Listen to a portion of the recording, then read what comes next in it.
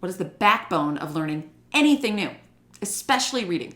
Every child on this planet can become a strong and confident reader. And the best part, it can be simple, quick, and fun to support your readers at home. We are on a mission to help every single child become a strong and confident reader. And we believe that parents play an enormous role in making that happen and making school a safe place, bringing joy to reading, and helping open up doors for your child's future. Hello and welcome. If you don't know me, my name is Megan and I am a co-founder of Developing Readers Academy, along with who I call my work wife, Laura. I'm gonna put her here.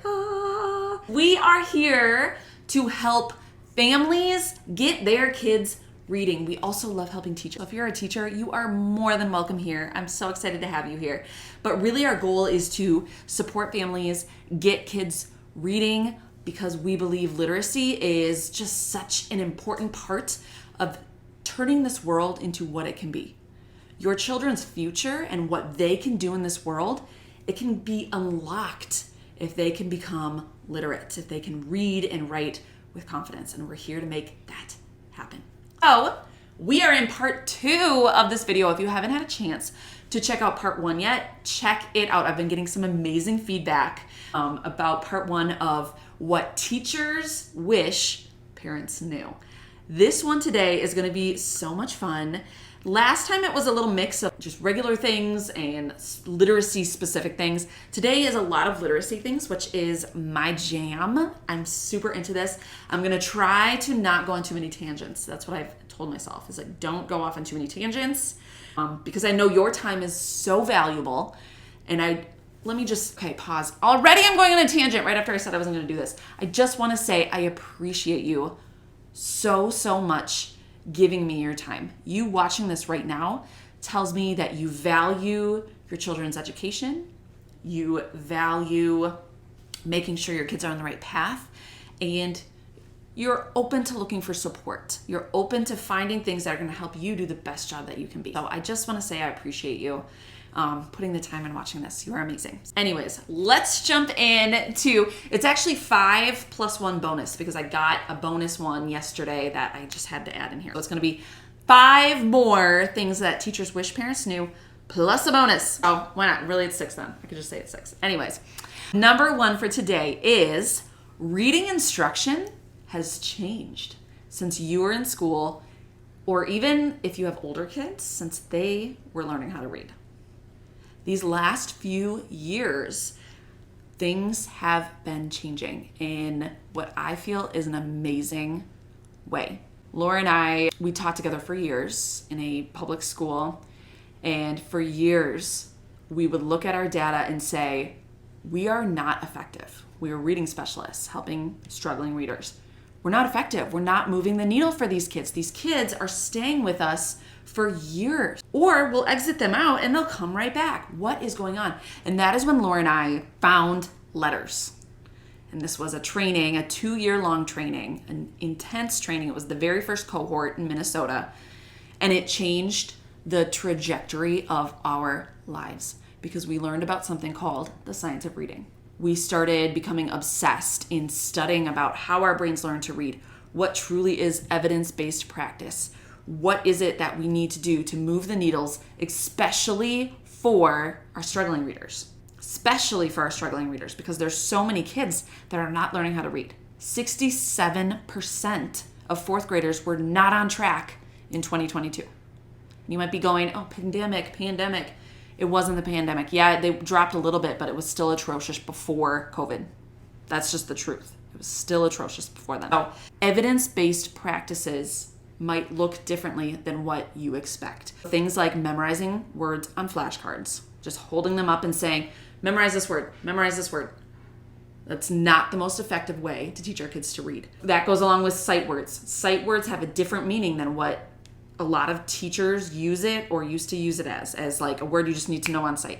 And I'm going to have a whole thing on that. So don't worry, we'll go in depth. And leveled readers. And this is going to be a perfect segue. Here's number 2, which goes into leveled readers. And it was a little sassy, and this teacher is amazing. And if you're watching this, you are amazing. It's not about leveled readers anymore. Stop asking about that. That's what she put. That was because teachers are giving us these. And you could just feel her like, oh, stop asking about it. Some of you might be surprised by that. You're like, what? Leveled readers? Like saying my child's level is at A, B, C, D, or some of them are numbered systems if it's a Lexile system or something like that. What do you mean? It's not about leveling anymore. What do you mean? Don't we need to know our child's level to know if they're on track or not? I get it. That was my gut reaction when I was first learning about this, was that exact same thing. It was, well, how am I going to know if my kid's on track or my students are on track at the time? I didn't have children. How do I know if they're on track if I don't have a level for them? That doesn't make any sense. The more you think about it, the logic behind leveled readers, the more leveled readers don't make sense. And here's 3 problems I have with leveled readers. I'm going to try to go through these quick. Problem number 1, early leveled readers that are given to kindergartners, so levels A through D, are predictable texts. So it's the same sentence on every single page with 1 or 2 words different. And the 1 or 2 words typically have to do with the picture. It's, I see a horse, I see a cow, I see a pig, I see a sheep. And what we're doing with these type of texts with brand new readers, brand spanking new, is we're teaching them terrible habits. We're teaching them to just memorize the sentence structure, I see a, and then look at the picture. Horse, pig, sheep. If you would take that word, if you take the word horse and put it anywhere else, even on the wall, just by itself, and say, read that word, they wouldn't be able to do it. Are they actually reading? And question for you, last time you were reading and got to a word you had never seen before, because it happens to all of us, there's thousands and thousands of words. You get to a word you don't know. When's the last time you looked for a picture to figure out what the word said? Oh, I see the word, what's this word? I don't know it. Where's the picture? I don't ever do that myself. I would never look for a picture. I would use my skills to break down the word to figure out what it says. And then I would go look up the meaning of the word, because I probably don't know the meaning of it. If I can't read it, I probably don't know the meaning of it. I don't look for pictures. Skilled readers don't look at pictures to figure out what a word says. Pictures are amazing for meaning. Pictures are amazing to add enjoyment and creativity and spark imagination. They're not there to help kids read the words. The words are there to read the words. Let's not build those habits when they're just learning how to read. That was my first problem. My second problem is we all have different levels based on the topic of the book, because we all have different levels of background knowledge. If I open up a book or a scholarly article about reading, about early reading, I could read very high levels because I've studied it and I have a lot of background knowledge. I have a lot of passion around it. I can read very high levels of reading books. Hand me an article or a book about heart surgery, something that quite frankly grosses me out a little bit, like anything. I was not meant to be a doctor, let's just say that. I would be at a very low level. I'm not an equal level between my reading skills, knowledge, and reading levels, and my heart surgery or any type of surgery or anything medical, really. I would be much lower. I would say I would put myself at a level L for those and a level Z plus for the reading. We all have different levels depending on what we know about, what kind of vocabulary we have around it, what background knowledge we have. We have that as adults. Our kids have that too.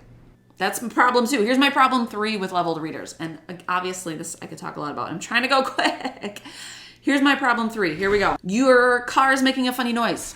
It has smoke coming out the back. It's jumbling. You know there's something wrong. But you're not a mechanic. So you bring it into the shop and a mechanic goes, yeah, something's wrong with your car. All right, have a nice day. Bye.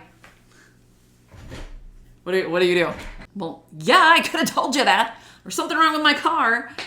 But he didn't give you an action plan. He didn't tell you what was wrong. He didn't specifically say this, and this needs to be fixed for your car to be better. And that is my problem with levels. Because levels, okay, your child's reading at a level H. They're supposed to be at a level P. All right, have a nice day. Bye. Well, okay, but like what actions need to happen to move them up? What is it that's making them so that they're a level H instead of a level P? And I couldn't have told you that as a teacher even. I remember there was like a page they gave you and there was like 100 different options. It could be this or this or this. And there was no clarity for me as a teacher that made me have an action plan to help these kids move forward. That's a problem.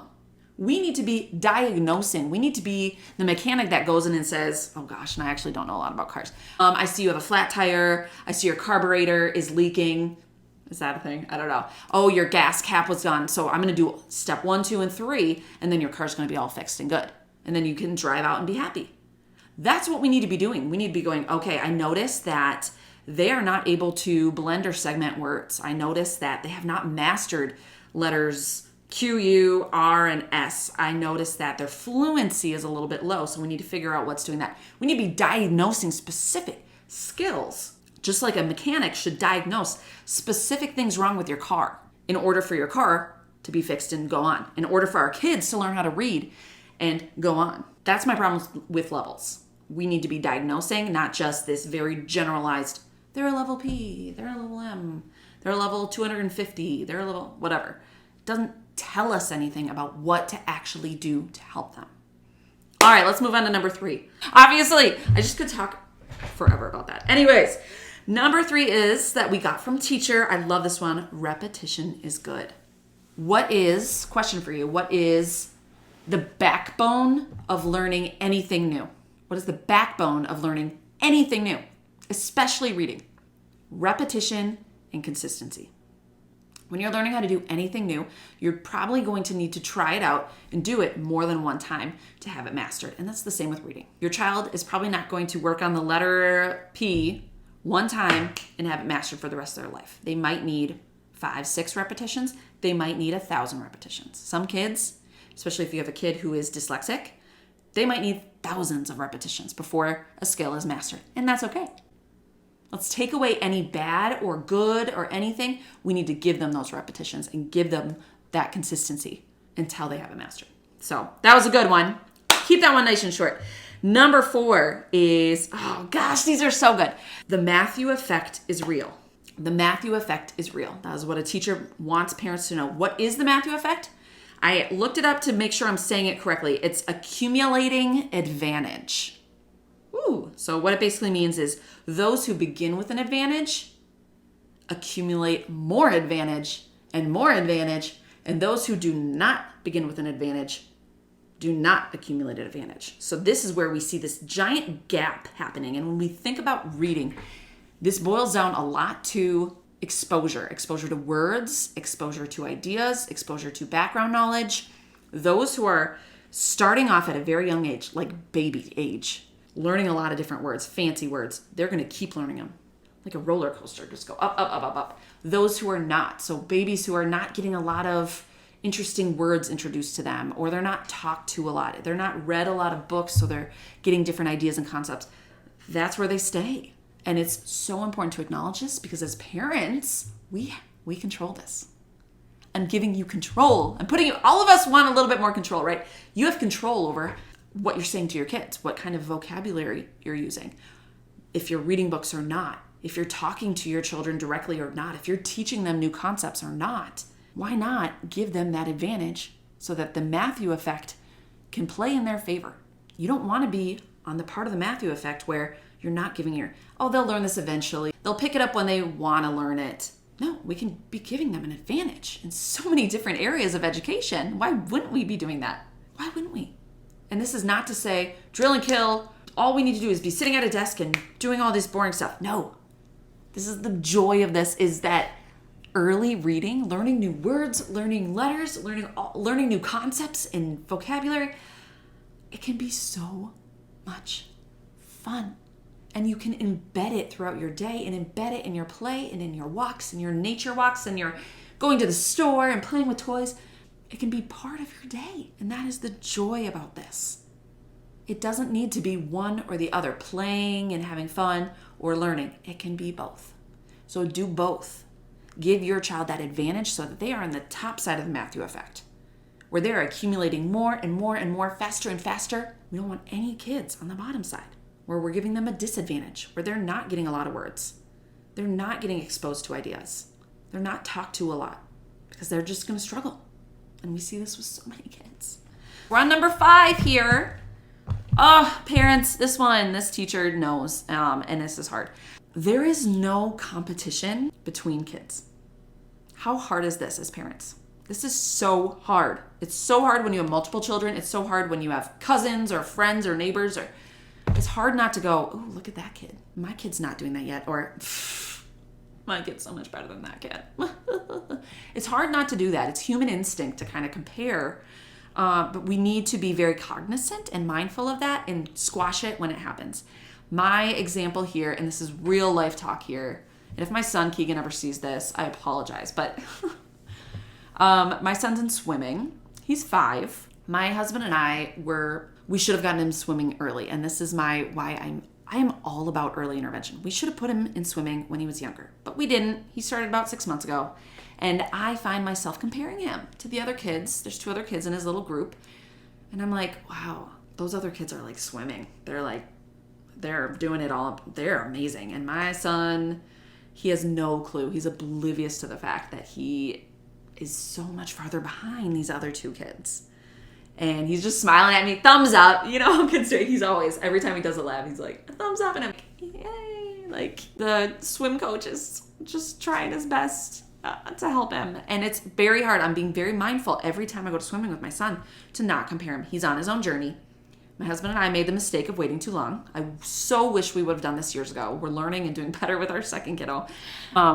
Poor first kids. They just get what they get the first time around. But anyways, I have to consciously stop myself because I do every time find myself going, oh, why can't he just swim like him? Why can't he just go like her? Like, why is he's standing out so much? I recognize it was on me, but I'm doing everything I can right now.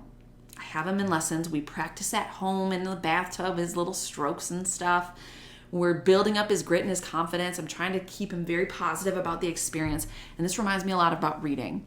And this is why I tell parents, don't wait, because it just gets harder and harder, because it is harder. It's going to take him longer to learn how to swim than these other kids.